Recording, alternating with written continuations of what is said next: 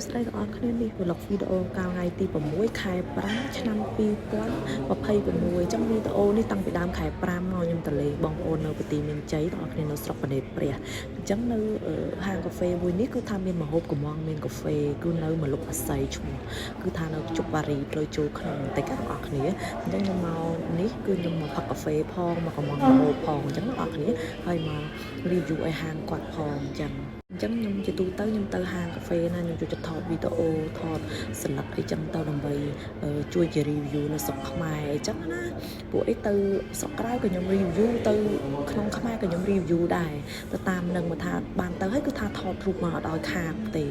គឺថាទាំងអស់គ្នានេះកំងរួចហើយគឺថាស្ងោរជ្រក់ត្រីអញ្ចឹងខ្ញុំមកកន្លែងហ្នឹងមកមុននឹងមកហាងកាហ្វេហ្នឹងគឺខ្ញុំញ៉ាំបបរសាមជោគនៅជប់បារីម៉ាសាហើយអញ្ចឹងខ្ញុំមកផឹកកាហ្វេនៅមលុបអាស័យហើយកំងមហូបឲ្យអ្នកម្ដាយថែមអញ្ចឹងបងប្អូននិ